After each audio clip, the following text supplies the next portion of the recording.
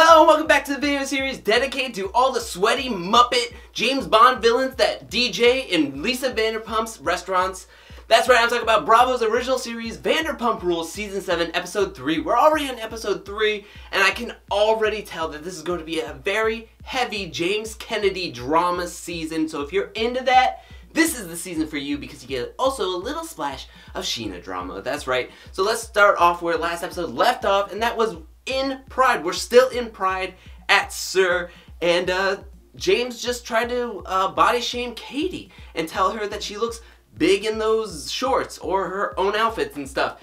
And then he's trying to get more drinks from Jax. Jax is telling him to cut it out kind of thing. And you can tell Katie is more frustrated, not at the comments, like not about herself or the insecurities or whatever. She's more frustrated at just James as a person, his personality and his likability is just non-existent.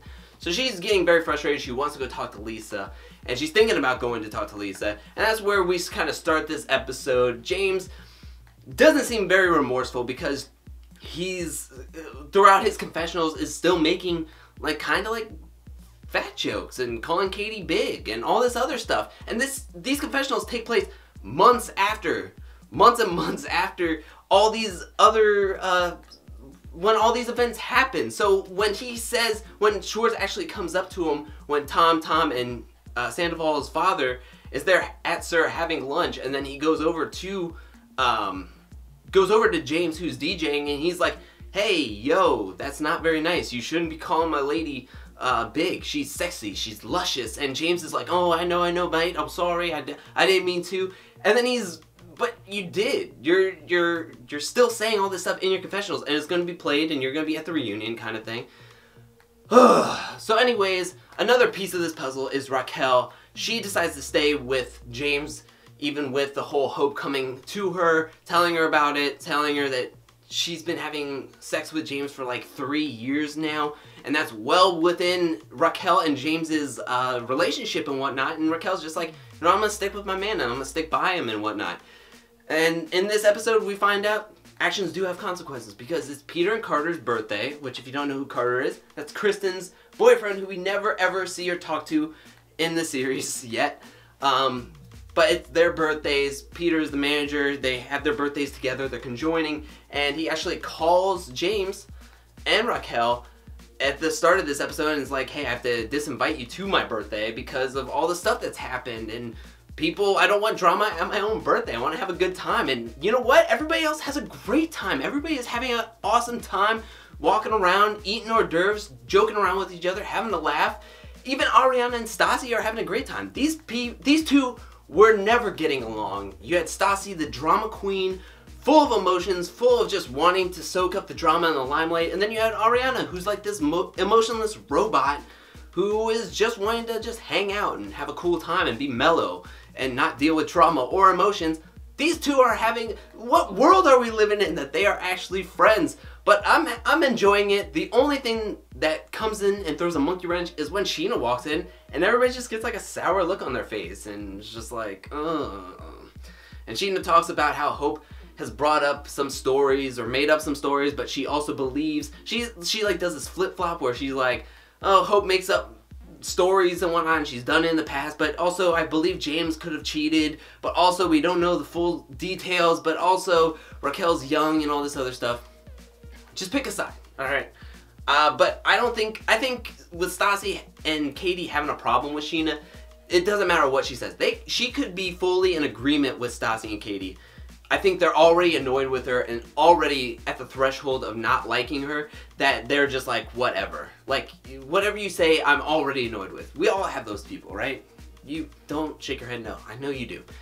So anyways, fast forward, we get to the point where the ladies are having a ladies' night, and finally Brittany is like, "You know what? I know how Raquel's feeling. I know when a boyfriend cheats, or there's rumors about boyfriends cheating, or if everybody hates my boyfriend, that I know how that feels, and I think I want us to extend an olive branch to Raquel and bring her out to this ladies' night," which she does. Everybody else is feeling awkward. Everybody's like, "Oh, you actually invited her?" And when she shows up, everybody's still awkward. Katie and Stassi and all of them, oh, not Stassi, but Katie and Kristen and all of them just like beeline it out of there.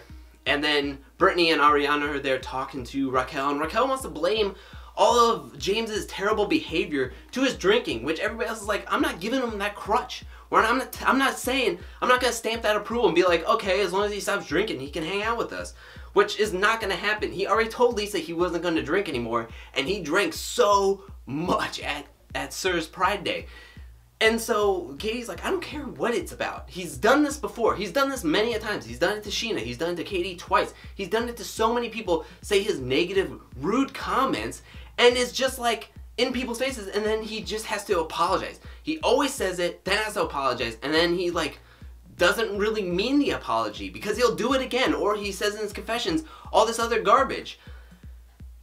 Anyways, Raquel's gonna be more involved in this season. She's just out of college. She doesn't have a ton of friends, and she got thrown onto this show, and now it's gonna look like she's gonna be developed into an actual character, which, I mean, is cool. We got Brittany, but everything seems to be cool between her and Jax, and there's no other cheating or other real drama happening, so Raquel's gonna be the drama main point, focal point, because she's with James and all this other stuff. Finally, at the end of this episode, we ended up with at Sir, with Katie and Lisa at a table having a meeting, and Katie's basically saying, I'm done.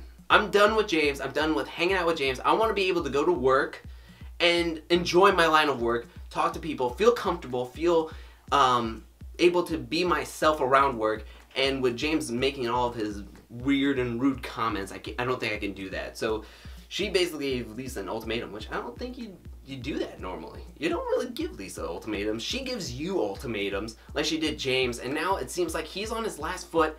And in the teaser for next episode, which is coming out Sunday at 9, he looks like he is like crying so much. His face is way redder than normal. He is just bawling his eyes out, and I can't wait to see what happens. Does Lisa fire him? Let me know in the comment section below. What do you want to happen? Do you want to see James off the show? Do you want more James? Do you want more drama? Are you just ready for it? Let me know in the comment section below. How are you liking this season? Let me know. I want to hear what you have to say. I can't wait to hear what you have to say. But thank you for watching. While you're down there, hit that like and subscribe button if you want to. Comment. And I'll see y'all next week. Peace.